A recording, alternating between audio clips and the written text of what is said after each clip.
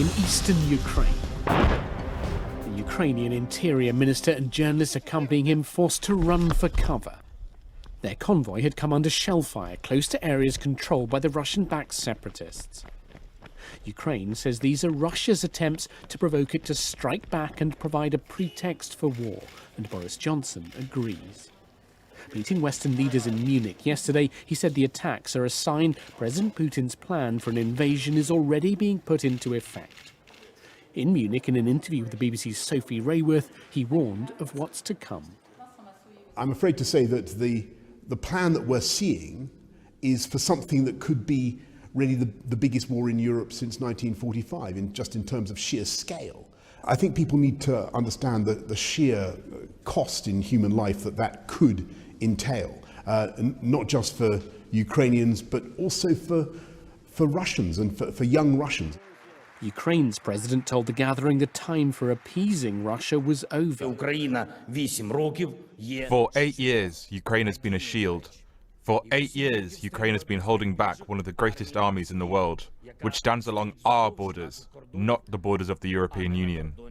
But should Russia move to destroy Ukraine and its democracy, Boris Johnson gave his strongest warning yet of sanctions to come.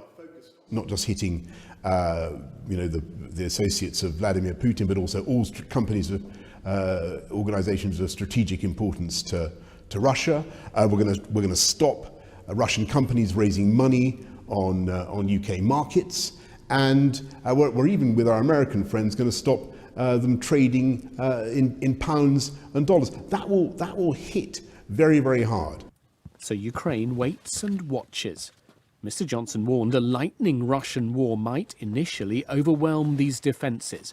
But the West, he said, could not tolerate the destruction of a democracy and would, even if it took time, ensure such aggression did not pay off. Damien Grammaticus, BBC News.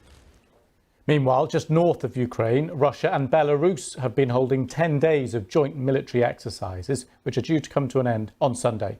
Questions are now being asked about whether Russia will withdraw its troops and equipment or leave them stationed on Belarusian soil. Our correspondent, Steve Rosenberg, is in Belarus, and a warning, this report contains flash photography. Definition of muscle flexing? This.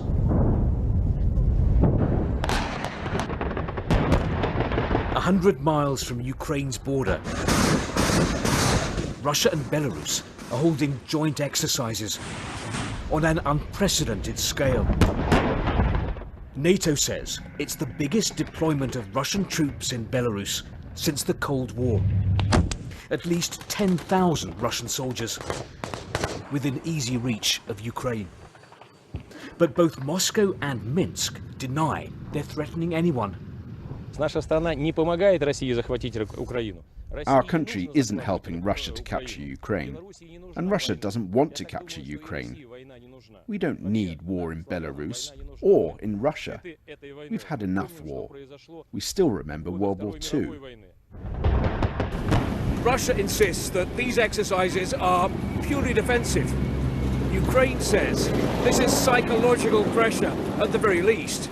And at most, well, there is concern in Kiev and in the West that if there is a full-scale attack on Ukraine, then Russian troops in Belarus could be part of that.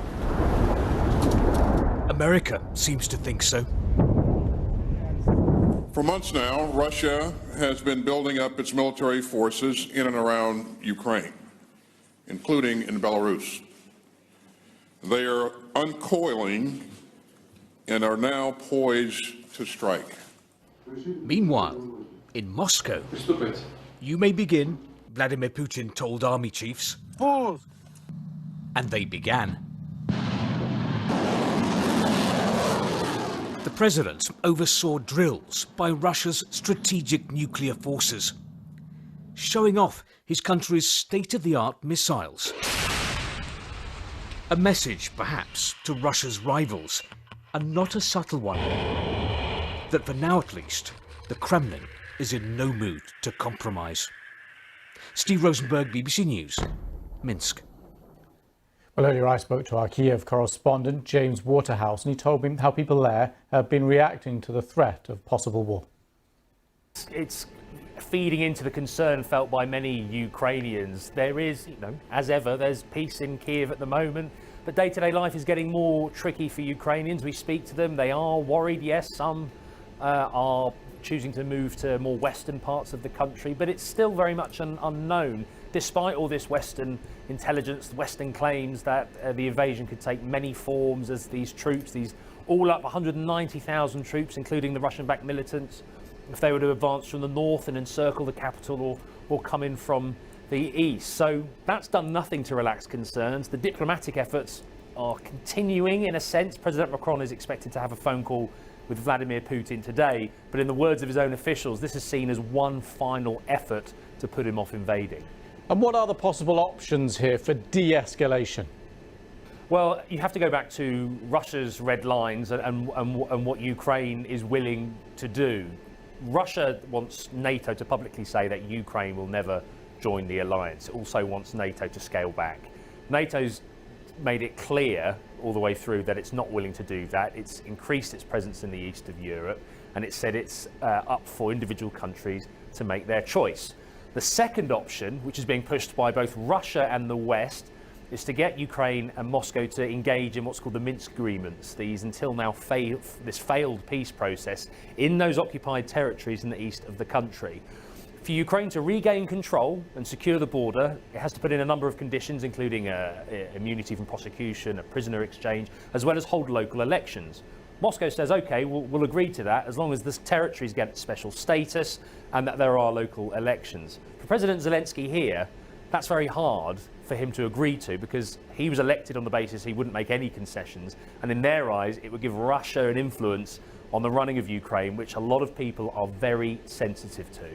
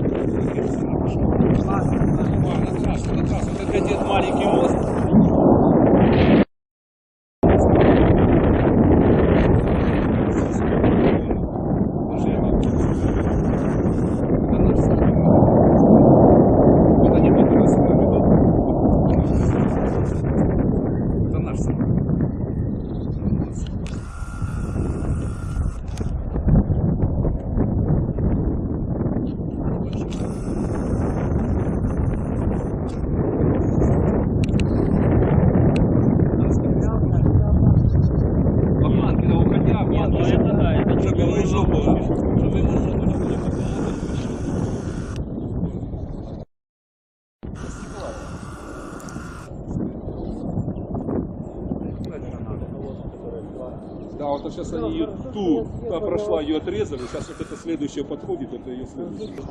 Далеко от нас.